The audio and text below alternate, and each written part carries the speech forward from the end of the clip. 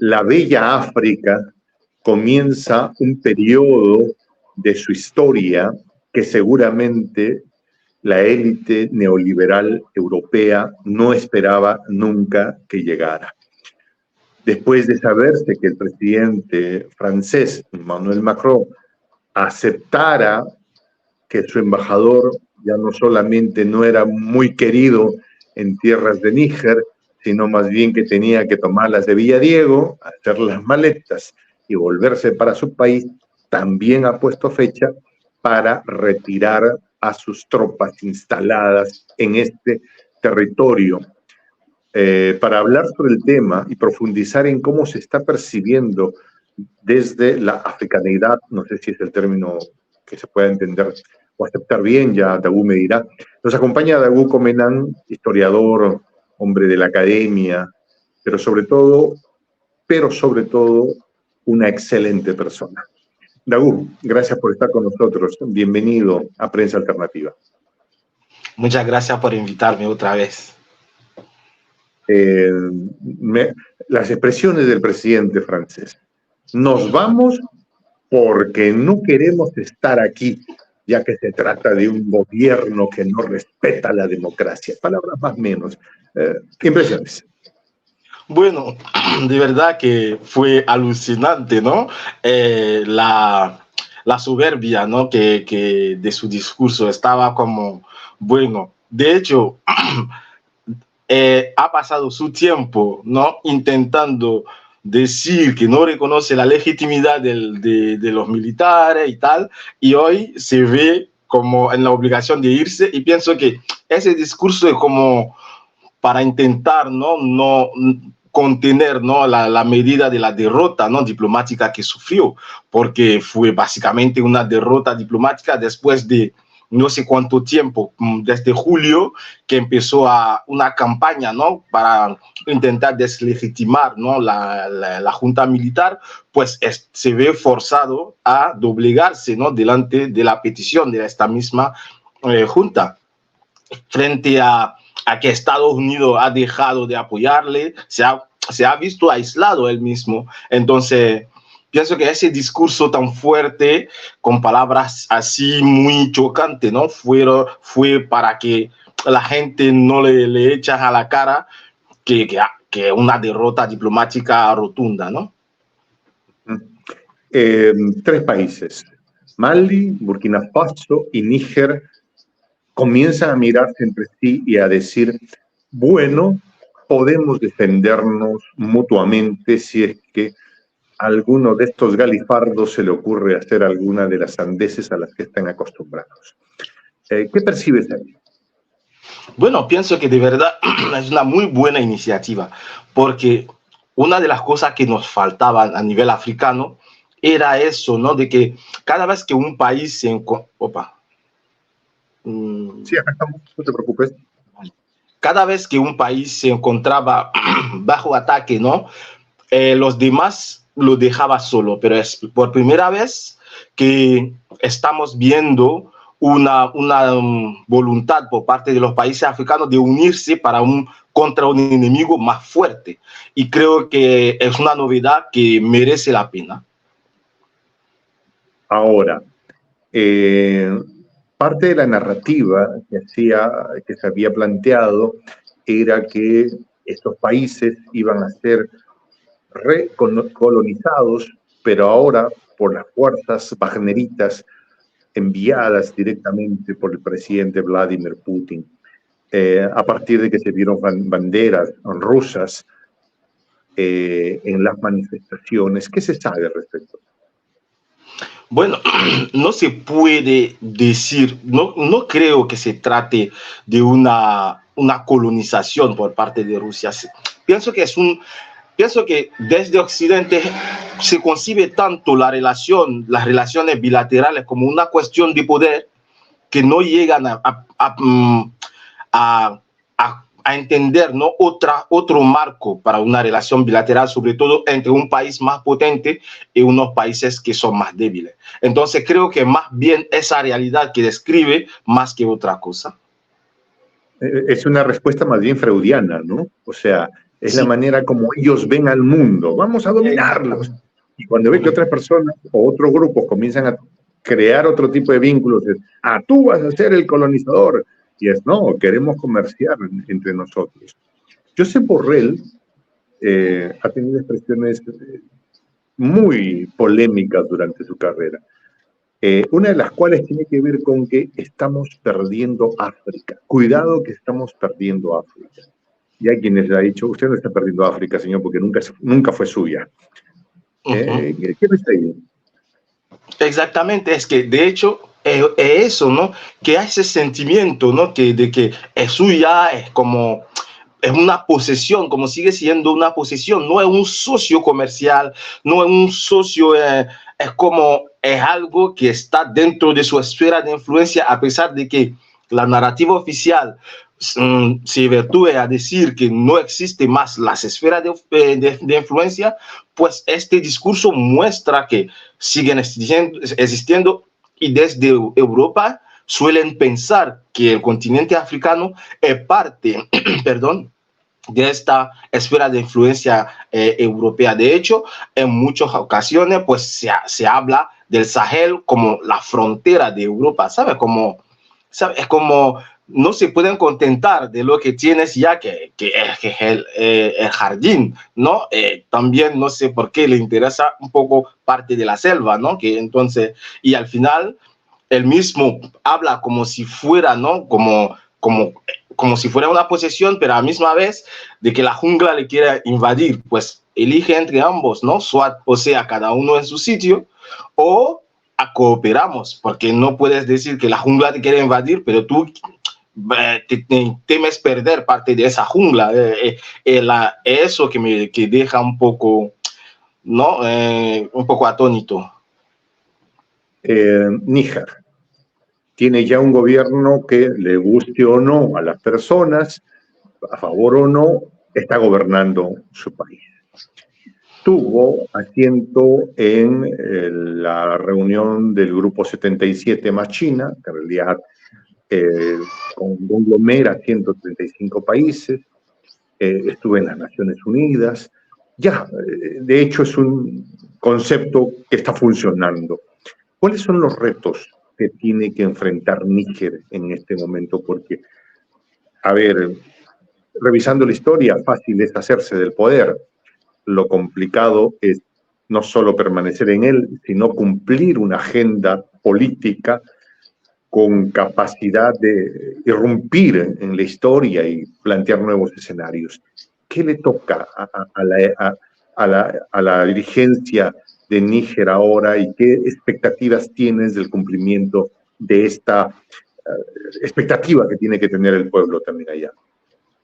Bueno, pienso que en esta configuración los militares en Níger la tienen como doblemente, ¿no? Complicado, porque por un lado tienen a Francia que es rencorosa, que le va a inspirar a la encrucijada, ¿no? Entonces tienen después ahí para golpear. ¿Cómo? Sí, detrás de la esquina, en el punto ciego para golpear. Y tienen que forzosamente apoyarse en su población. Entonces, su reto es cómo hacer las cosas para que la población la opinión pública no se gire en su contra.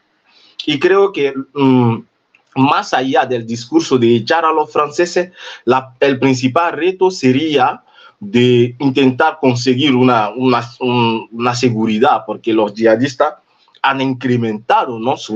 sus acciones en Níger, incluso para salir un poco de en Mali, los tuaregs que habían firmado el acuerdo de Argel en 2015 ya se han sumado a los yihadistas para emprender una guerra, para apoyarlos en su conflicto contra el ejército maliense. Entonces, en Níger el desafío de seguridad tiene que pasar primero, porque si no hay seguridad, todos los programas no se pueden desarrollar de forma óptima. Y en segundo lugar, seguir, ¿no? Un poco los pasos de sus vecinos, diversificar sus socios comerciales y sobre todo saber negociar con ellos para garantizar que salgan ganando. Porque al contrario de Francia, los demás están dispuestos a ceder algunas cosas. Se ha visto en otros ámbitos, como por ejemplo en Zimbabue, donde los chinos querían explotar el litio y el presidente le ha dicho, vale, pero el litio tiene que ser procesado por primera vez en Zimbabue antes de salir, y le han dicho que sí. Entonces, con los franceses eso no pasa. Ahí Orano, que es antiguamente Areva, controla la producción de uranio del cabo a rabo. No hay una intervención directa de Níger. Entonces, frente a esos nuevos socios, no caer en la trampa de decir, oye, pueden sacar la materia prima bruta. Entonces, creo que esos son los principales desafíos que tienen ahora mismo las nuevas autoridades de Níger. Sí, y me has leído el pensamiento porque precisamente te iba a hablar del litio boliviano, por ejemplo, que es el que tiene la reserva más grande del planeta. Por ahí me enviaron un correo diciendo que se han descubierto las reservas más grandes de litio en Estados Unidos. Si así fuera, bien, hermanos, adelante, sigan ustedes, ¿no? Nosotros felices por ustedes. Ya dejen de molestar nada más a mis hermanos bolivianos, a mis hermanos allá. Sí, sí, si ustedes sí me mandaron, ¿no?, que se han descubierto la reserva de litio más grande del planeta y que está en un volcán. Bien, estoy, hermano, estoy contigo, hermano. Adelante, echa para adelante, ¿no? Ya tienes en qué ocuparte, sabrás que harás tus baterías allá. ¿Sí? Y en Bolivia, este es el reto. ¿Qué hacemos con el litio? Se han creado empresas nacionales para su administración y viene el reto de no venderlo en roca o en sal o en piedra, ¿no?, sino mínimamente con algún abordaje industrial proyectado en un vector de la historia para que pueda tener cierto desarrollo posterior, o sea, que quedar en algo, ¿no? Pero acá hay un problema, y no sé si acá nos puedes ilustrar. Acá siempre viene el gran límite que nos ponen, porque nos dicen, no, lo que pasa es que la empresa esta ya tiene inversiones hechas. ¿Ah? Y si es que ustedes, Estado, deciden recuperar eso, van a tener que pagar una multimillonaria cantidad de dinero.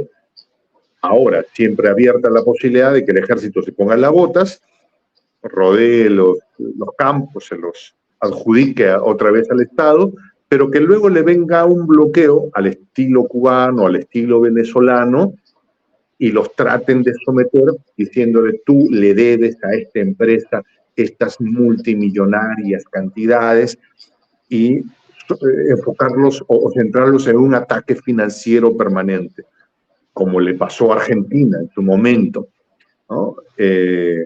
Ciertos capitales, de manera perversa y malévola, se hicieron de ciertas acciones y han buscado un juececillo por ahí que él se ha firmado una resolución o una sentencia diciendo esto vale mucho dinero, cóbreselo al Estado argentino. Tú conoces muy en profundidad seguramente estos temas. Supongo que es parte de la preocupación, ¿no? ¿O qué ves? Es que es cierto que es parte de la preocupación, y de hecho creo que muchos de los líderes, sobre todo los que no tienen una visión a largo plazo para sus países, pues caen en esa trampa. De hecho, están siempre hablando de que no, China recupera una infraestructura que ha construido por un país por un tiempo limitado, pero son cosas que para nosotros son comunes. Por ejemplo, por la deuda que tuvimos, pues tuvimos que ceder compañías públicas a menos de $0.01, ¿sabe? Como, porque no puede llamarse una venta, ¿no? Porque 3 compañías... Pero, ¿cómo? Esto fue un asalto a mano armada. Exactamente, y eso, ¿no? Pero una de las cosas que también a mí me molesta, que desde el que estaba hablando, el Tribunal de Comercio Internacional no es una cosa de jueces, son empresas que deciden el valor de la inversión y cuál sería la multa que tienen que hacer a un país si no respeta sus compromisos. Y afortunadamente, diría yo, este tipo de cosas, pues normalmente no se sabe muy bien porque es una cosa bastante nueva, pero creo que el caso de Etiopía ha mostrado que este tipo de inversiones, sobre todo hablando de China, ¿no? Cuando lo hacen, pues puede permitir que la gente puede permitir elevar el nivel de vida de la gente. Se ha visto Etiopía antes del conflicto, estaba teniendo un crecimiento real, no basado en una economía de mercado, sino un crecimiento más factible para la población.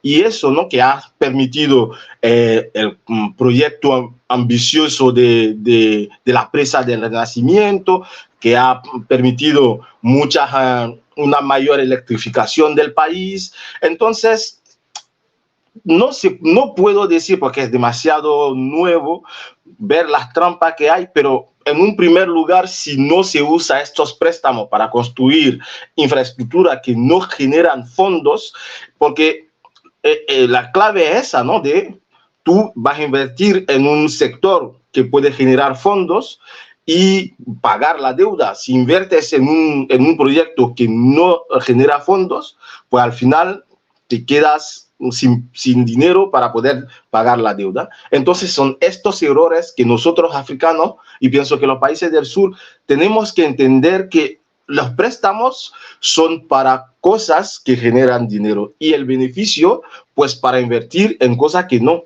Y uno de los problemas que tenemos con el FMI, porque el FMI la mayoría del tiempo te presta el dinero para una cosa, si lo usas para otro, considera que es una malversación. Y eso te pone un poco en una situación rara, porque si te das cuenta, porque entre el pedido del préstamo y que te lo presten, hay un tiempo. Si mientras tanto hay una nueva emergencia, no puede usar ese dinero para invertirlo en otro, se considera malversación. Mientras que con, por ejemplo, los chinos, es algo que no pasa. Y con los rusos ahora mismo, pienso que Níger tiene un pequeño problema, porque Estados Unidos, cuando se ha filtrado que ¿cómo se llama? Victoria Nuland se fue a Níger, ha dicho a la Junta que la línea roja es aceptar a Wagner.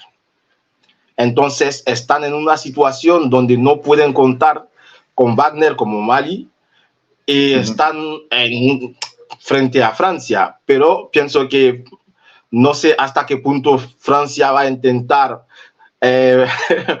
rodear o usar los países francófonos de la región para atacar, pero de momento, pues lo que se está viendo es que Francia está retrocediendo.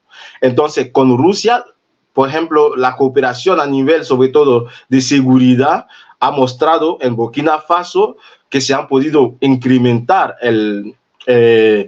la fuerza de seguridad sin que se suponga un coste enorme para el país, porque el país ya tiene mucha dificultad. Y de hecho, en la declaración del ministro de Asuntos Exteriores en la ONU, estaba expresando una serie de países que bloquean, ¿no?, el envío de material claves para que el país se pueda defender contra los yihadistas. Entonces, estos elementos hacen que, desde una perspectiva estrictamente práctica, es más rentable cooperar con los países que no son occidentales que con Occidente, porque Occidente es demasiado caprichoso a la hora de su cooperación.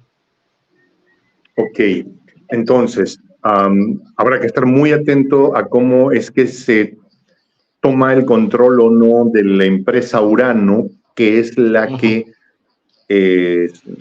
administra el uranio.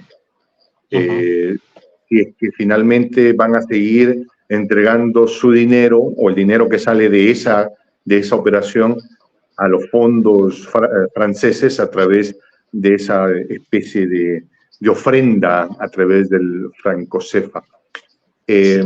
Ahora, hay quienes dicen que sobre todo es el temor de las élites de Occidente de que los instrumentos que han usado para someter a África y América Latina y el Caribe en términos generales también, están puestos en tal nivel de evidencia que probablemente ya no surjan o ya no surtan efecto como antes. Me explico.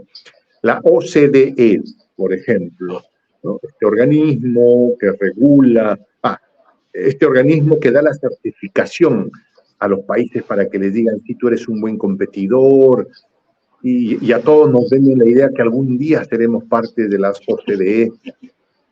Mientras tanto, tienes que portarte bien, tienes que ser un niño bueno, tienes que dejarte explotar, tienes que llevarse tus cosas. Si no, no eres competitivo. ¿Ya? Y cuando algún día llegarás a ser parte de las OCDE. Mientras tanto, tú sé competitivo, que se lleven tus cosas, que tus niños trabajen, hay que ser competitivo. ¿Sí? Y si es que uno se plantea y pregunta sobre las mismas, dice, oye, esto ya no me convence, entonces te dice, si es que no, pues olvídate de los créditos que yo te pueda dar en algún momento. El surgimiento del BRICS y de una moneda en paralelo puede romper esto, ¿no? Porque muchos pueden decir, bueno, si es que tú no quieres, normal, tengo otro socio con quien también puedo hacer esto. Y a lo mejor los tribunales que tú has hecho para manipular, porque y la Corte la Corte Internacional y todo es, o los tribunales que tú mismo has mencionado, para ejercer jurisdicción sobre corporaciones, pues el 95% de sus resoluciones son a favor de las corporaciones. Es decir, toda esta estructura como que ha entrado en un proceso de cuestionamiento y cada vez sus trucos de magia funcionan menos. Es una impresión que tengo. No sé si así también se ve en África.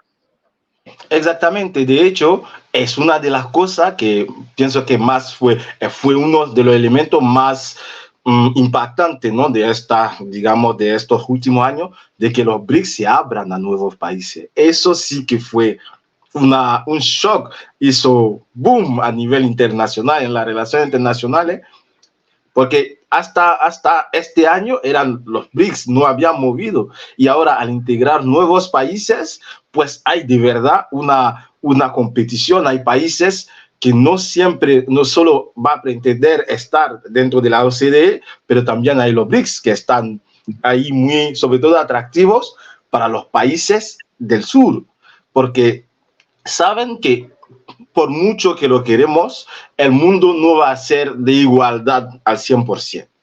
Pero por lo menos en una de estas, de esta organización te sientes más o menos valorado. Eso no es dando lección constantemente, no es decir yo lo sé mejor que tú. Mira un país que a mí puede ser paradigmático, ¿no? de esta situación, es Mali.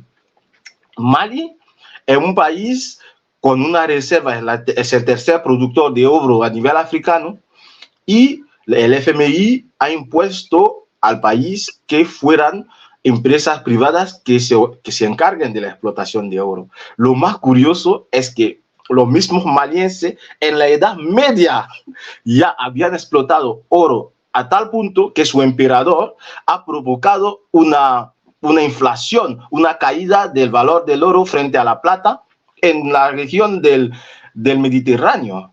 Entonces saben extraer el oro, pero el FMI sabe, los que sacar oro son ellos. Exactamente. El FMI estima que ellos no tienen el conocimiento suficiente como para hacer una cosa que ya controlan desde la Edad Media. Entonces creo que todos esos elementos pues están ya en movimiento, porque los BRICS están, y es una cosa que marcó, ¿no?, la llegada de China en el continente, porque los 90 fueron horrorosos con el FMI que impuso los planes de ajustes estructurales. Cuando llega China, pues llegó una alternativa a nivel económico. Ahora mismo tenemos, y es una cosa que a mí, a veces cuando la gente analiza eso, tienden a analizar una relación China y Rusia como competidores, mientras yo lo veo más bien como un tándem. Uno actúa más en el nivel económico y el otro a nivel de seguridad. Entonces, por primera vez, como lo decía, no sé si te lo había dicho la última vez, que por primera vez desde la caída del muro de Berlín hay una alternativa tanto económica como política y en términos de seguridad a Occidente. Entonces hace que muchos de los países africanos pues se atreven más, ¿no?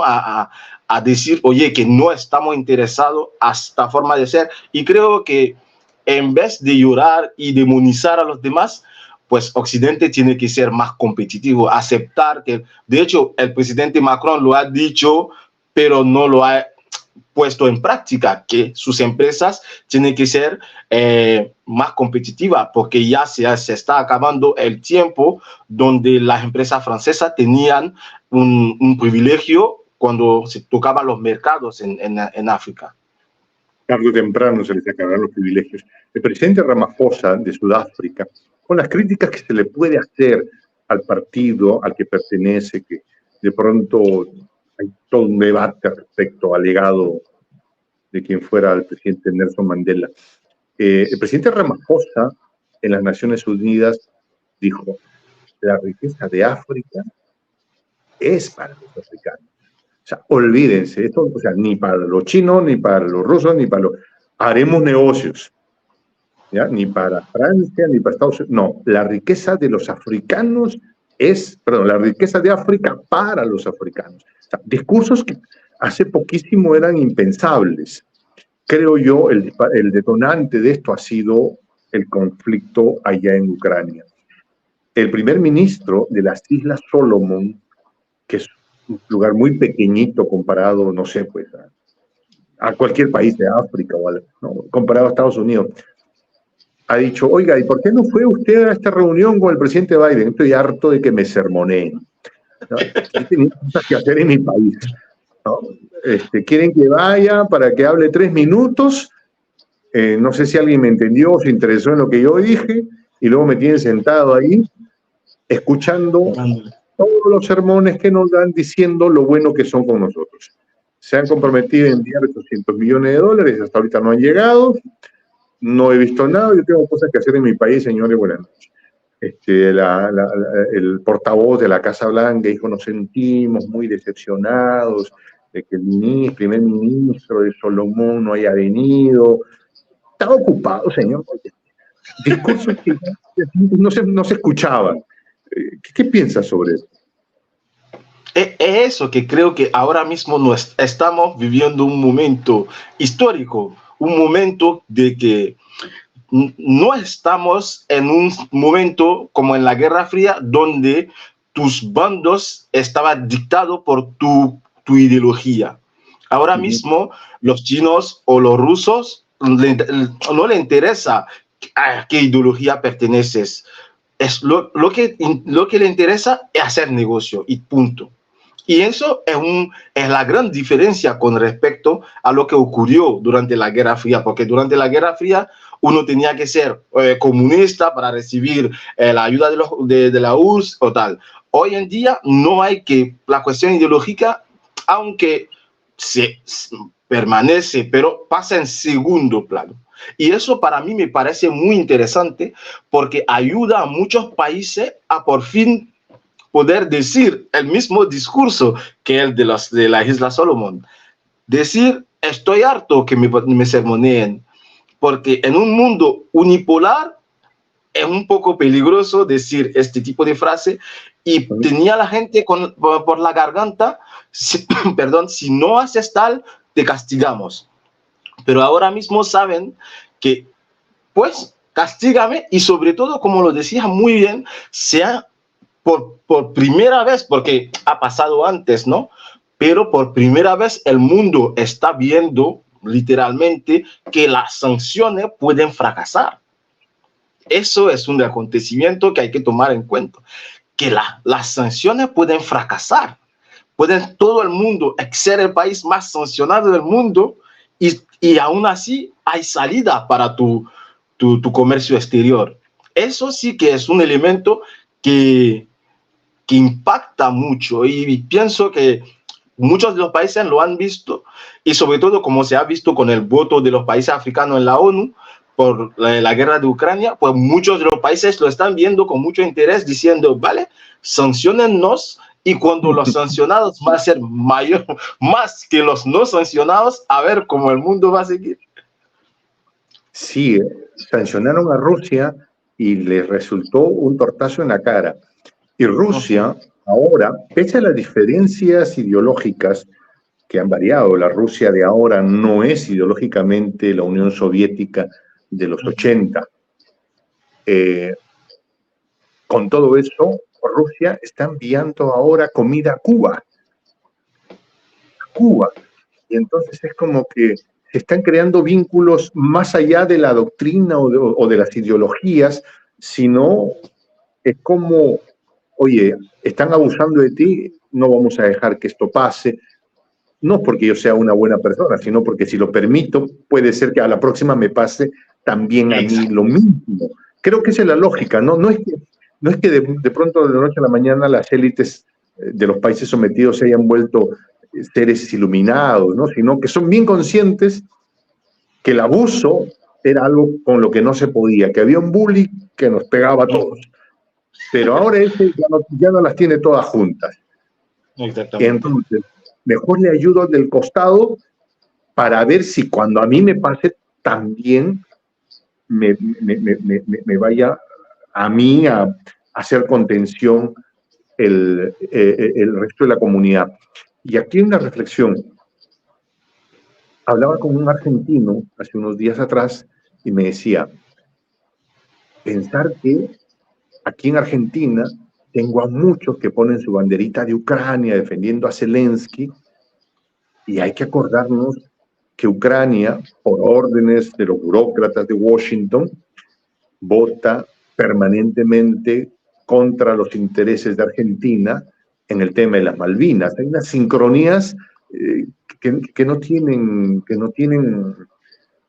asidero, ¿no? Que no resisten el más mínimo discurso. ¿Qué nos espera en los próximos tiempos? Analizando todo esto está haciendo agua por todo lado. ¿Qué nos espera? ¿Qué crees que deberíamos hacer, Dagu? La verdad que, como digo, es un tiempo muy extraño de cambios significativos y no se sabe hasta dónde no puede llegar, ¿no? el gigante norteamericano frente a esta pérdida de poder que está viendo a pasos, digamos, agigantados, porque ya Europa da por sentado que es una cuestión de tiempo para que la mayoría de los países africanos ya cooperan abiertamente con China, porque porque lo que está pasando ahora con Rusia pasó con China a principios de los 2000. Sigue habiendo una diabolización brutal de la cooperación con China. Están acaparándose de las tierras, van a recolonizar y tal. Todo ese discurso viene más tarde. En segundo lugar, pues no se sabe hasta qué punto van a dejar que eso ocurra. Eso es lo que pienso yo. Pero no creo que se rindan así sin luchar. Entonces no sé qué forma va a tomar, pero por ejemplo se ha visto a la administración Biden prometer a República Centroafricana una cantidad de dinero si dejaban de cooperar con Wagner para orientarse hacia los servicios norteamericanos, y se negaron pero no hubo una reacción como tal, no sé. Entonces es como ver cómo va a desarrollarse las cosas, cómo va a pasar en el futuro, pero no creo que sea tan débil la nueva alianza, sobre todo si los BRICS se atrevieron a abrir a otros países. Creo que es porque saben que en este momento hace más soñar entrar en los BRICS que entrar en la OCDE. Y eso pienso que, o sea, va a dar un empujoncito a Occidente para que se vuelva mejor en términos de cooperación con los países más débiles, o va a hacer que saquen las garras para ser un poco más bruto, pero a ver cómo se va a desarrollar. Porque ya, como les decía, en Níger han dicho que prohíben la entrada de Wagner, pero Níger coopera con Mali y Burkina Faso, que tienen lazos muy estrechos con Rusia, y entonces esta correa seguramente va a llegar de una forma u otra, de forma indirecta, a esta cooperación, sobre todo con el gigante argelino que está ahí, que es un aliado de Moscú desde su independencia, pues a ver cómo se van a desarrollar eso, cómo se va a desarrollar una política no independiente por parte de la Junta, pero creo pensar que van a seguir el ejemplo de Burkina Faso y Mali y escuchar lo que quiere la gente, sobre todo porque no sirve, ¿no? Porque se ha mostrado su límite, que reprimir a la gente contando como que los inversores extranjeros van a desarrollar el país, eso ha mostrado su límite desde hace, digamos, 30 años. Da un poco de miedito, ¿no? ¿Cómo? Estos tiempos previos a... Da un poco de miedito estos tiempos previos a... ¿no? Hay un loco que tiene una maleta, que tiene unos botoncitos raros, el otro que tiene allá, el otro que ni sabe que habla, ya ni se da cuenta, igual tiene una maleta que hace boom. Entonces uno dice, en manos de qué locos estamos. Dagu, muchas gracias por habernos acompañado. Muchas gracias, Juan. Ha sido un placer para mí y cada vez que hablemos es que estoy en casa, me siento en casa, puedes contar conmigo en cualquier momento.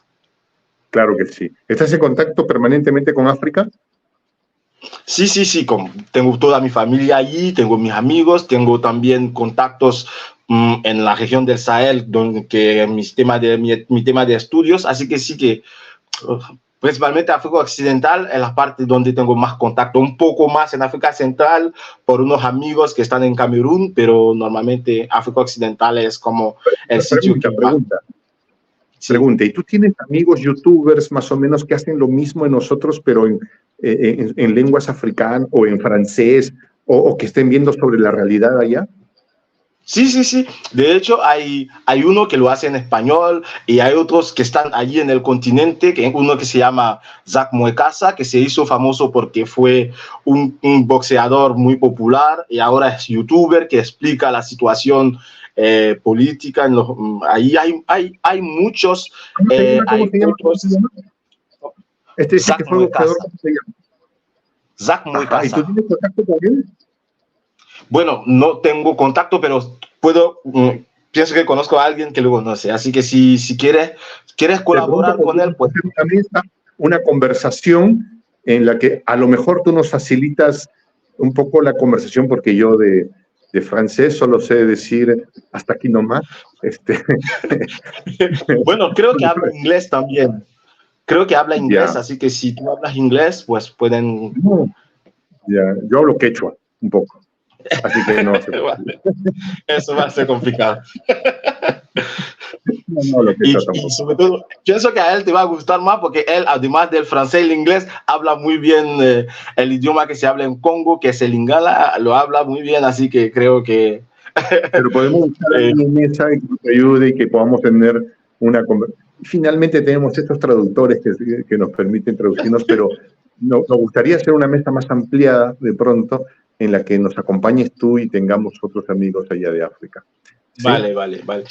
Pero en sí, si quieres en español, si quieres uno que habla español, que puedo aconsejar a algunos, un africano más, a ver, que hablo con él, se llama Sani Ladan, no sé si ha oído hablar de él, es uno de los africanos que más produce contenido sobre el continente africano. Aquí vive en España aquí, pero está entre España y Camerún. Entonces, ¿y él habla de política? Sí, habla de política, está muy metido. Él es también. Vale. Hay que invitarlo para que podamos conversar. Tenemos que crear estas redes. La última vez me llamaron varias personas preguntándome, me había olvidado, discúlpame que prolongue esta entrevista. No pasa nada. Me llamaron preguntándome por el nombre de este monarca alemán, de este jefe, de este líder africano, que algún tiempo antes de Colón salió con sus barcos llenos de oro rumbo a Abubakari II. ¿Quién era? Se llama Abubakari II. Ok. Abubakari II.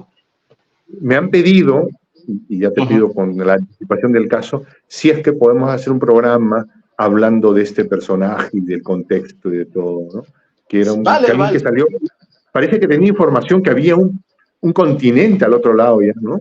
Y que dijo, me voy, pero no voy a quedar con las manos vacías, pues, ¿no? Entonces se fue con un barco lleno de oro.